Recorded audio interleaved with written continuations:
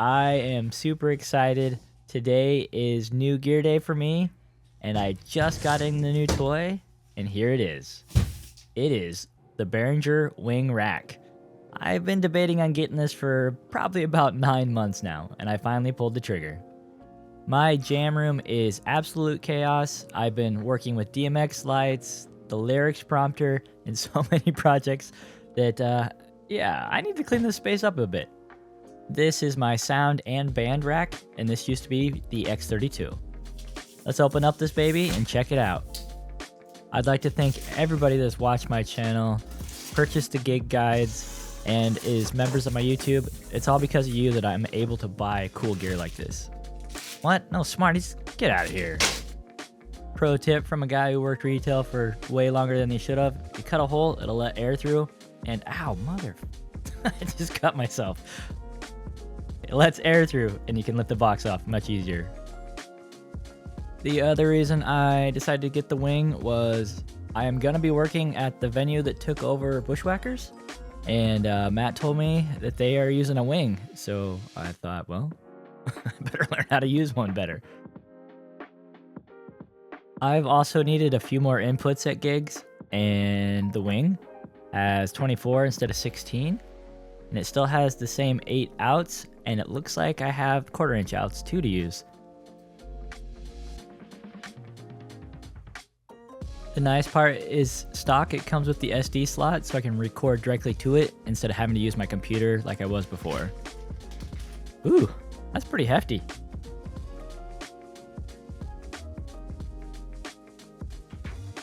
It also has these nice rubber feet on the bottom to prevent it from being scratched, but that's going to end up biting me in the butt in about 10 minutes.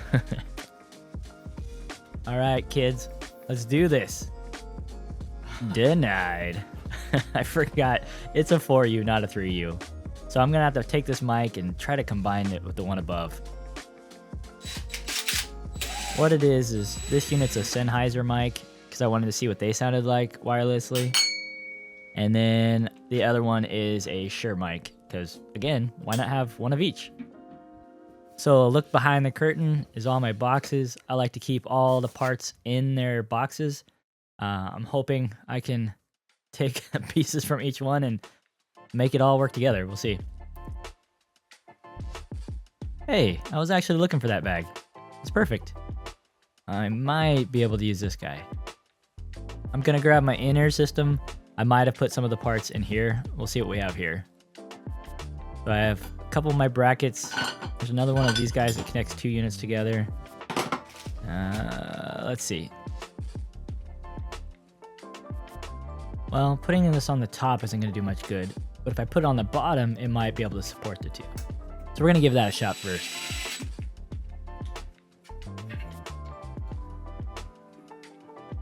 Yeah, actually that looks like it'll work pretty well. I just need to move the antenna so it's out towards the front. I can really only do one, but maybe I'll put the other one on the back just in case. I don't know. Do you think that'll mess anything up? So I'm looking through my instructions for the Sennheiser, and apparently I never got anything to put the antenna in the front. We never had any dropout problems, so I guess I'll just put it in like this. Look at that. Not too bad, actually. I ended up putting a piece of cardboard between the two so the friction wouldn't just tear up the units. I'll push that back in later.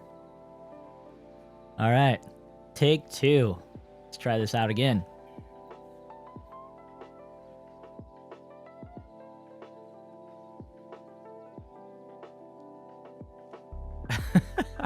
Are you kidding me? What the F? Okay, let's think about what we can do here. I know that I can't move it down because this doesn't actually line up, but I can shift everything closer to the bottom and closer to the top. The reason I want to keep all this in this rack is because I actually use it all for band stuff. So I have a splitter here, and then underneath I store the snake so I can keep that with my rack at all times. So I just kind of keep the snake right under here, under the drawer, which houses some mics and other things that I use. Well, let's try the feet. Hey, that actually came off pretty easy. that some sort of joke? Well, it fits now, you guys. Woo! What a great day. Now on the backside, I just have to clean up all the cables and connect my splitter.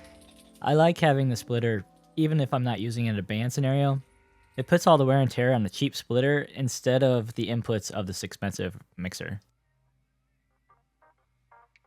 So above my mixer, I have my router, and I have this shelf, and I keep all my power that you can't see in the dark here up here on this shelf too. All right, let's check it out. And I do not see the mixer, so of course it's not going to work easy. I'm going to look here, and what the heck? It was preset as static, and that's a crazy IP address, and that subnet mask is not going to work. So I'll just need to change that. If you don't know, normally your IP addresses start with 192.168, blah, blah, blah. You just enter that in. I'm going to end with 117, any Halo nerds here. And then I need to add 255 and then leave this at 0. And we'll see if it works now. And there it is. Can I connect? And we are good to go. When these released, people hated the routing, but it looks like now they come with the routing preset up for you, so that's really nice. But it is a bit more complicated looking, but it seems to make sense to me. You can see the outs here, and there's my main outs. So I'm gonna grab the X5 tester that I didn't think I would need, but I actually use it a lot. All you do is you fire it up, plug it into the front here, and boom, signal. Look at that. Well, at least something worked today. So next, I'm gonna set up my IEMs. I should be able to come out of those 1/4" jacks out of the back into these like I did on the X32.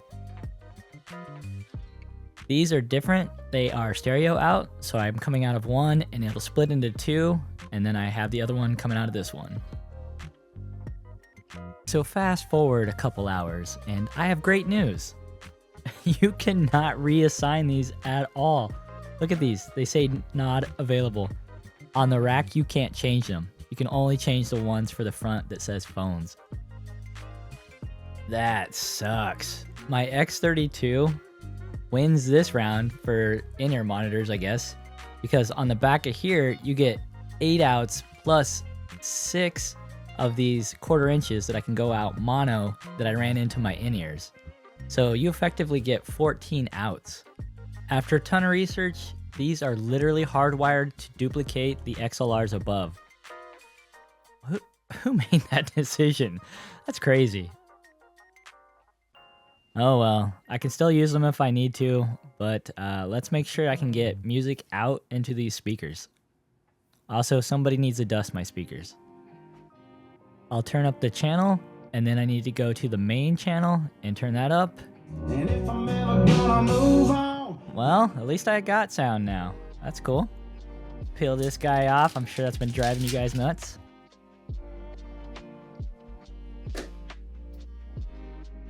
Well, that sucked. At least I have sound. It all fits in there now.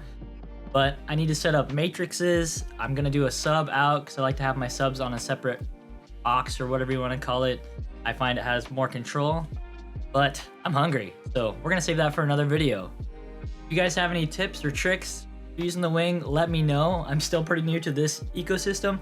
I'd love to see it in the comments. And again, thank you so much to everybody who has purchased my gig guides.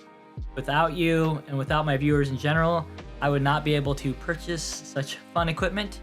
Sure, I should be paying bills, but what's the fun in that? Thank you so much for joining me in this video, and I'll see you at the next gig.